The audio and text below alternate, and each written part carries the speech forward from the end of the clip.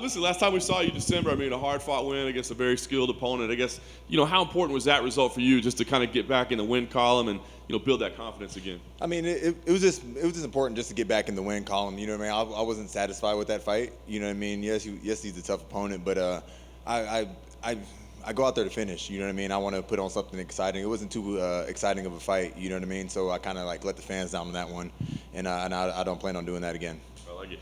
8 months since. I'm just curious, was that needing time away? I know before you had said, hey, I kind of need some time away from my body. Was that more of that, or was this just kind of the way the schedule worked out? Yeah, a little bit of both. You know what I mean? I wanted to get in a little bit earlier. I actually wanted to fight last week, you know what I mean, in Dallas. You know what I mean? That's where I live. But, everything all works out, you know what I mean? I don't know what my coach is doing as far as, managing and talking to the matchmakers and stuff. So I'm patient. I just wait for my opportunities.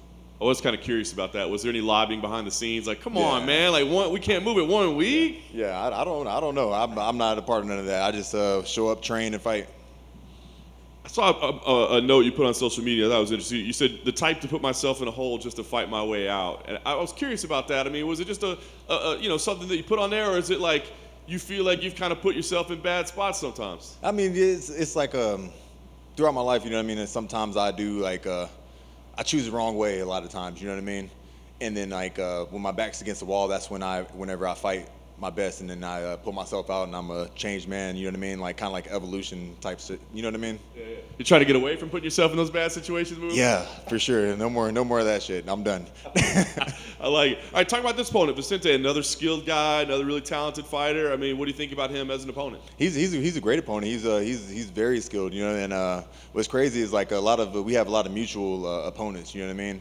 We fought a lot of the same guys, so I've been watching him since I got in the UFC, pretty much, you know what I mean? So I studied a lot on him, you know what I mean? It's like he's changed up his style a little bit, you know what I mean? But Vicente is going to be Vicente, you know what I mean? He's going to come in and he's going to throw those punches, he's going to push forward, you know what I mean? I'm really excited for it. You have so many common opponents. I was looking at the matchup. I was like, have they fought before? I don't know. I know. Y'all been circling around each other for a long time. For a long ass time, you know. And it's one of those things I always knew I was going to fight him. I just didn't know when. You know, I was okay, I'm gonna pick my matchups or try to get different matchups, but I always knew Vicente was gonna be one that would be willing to fight. You know what I mean? If I can't find something, I'm like, hey, well, Vicente's right here. Kind of what happened with because I wanted to fight Sean Brady, and he didn't respond to me, and then Vicente came up. You know what I mean? It was destined to happen. Yeah, for sure. Yeah. I know you had a couple setbacks, but man, he's number 6 in the world right now. So are you thinking about hey man, I win this? There's a case to be made that you're top 6, top 5. I mean, if you take his spot, right? I'm just thinking about beating him. We'll see about all that after that. You know what I mean? But right now, I just got to get through him. He's nobody to look past. You know what I mean? He's a dangerous dude. Yeah. So once I get done with that, I'll think about that. I know you said you were disappointed with the last one, but on paper, this one doesn't look like it could be that kind of fight. There's no way. There's no way it's going to be. He's going to push forward. You know what I mean? If I could run the whole time, he's going to be right there. You know what I mean? So it's going to be fireworks. Looking forward to it. Last thing for me, the goal here, like you said, you'll worry about the opponent, that kind of stuff later. But Are you hoping to turn around faster and stay busier? Yeah, I was thinking about I want to get on the MSG card. That's what I think it's in November or something like that. I think that's a good enough time frame in between. You know what I mean? But I do want one more by the end of the year, either November or December. Hey, Geoff. The Contender Series is back, and year anniversary was last week. Just how important was that show to you? How important is that show to you?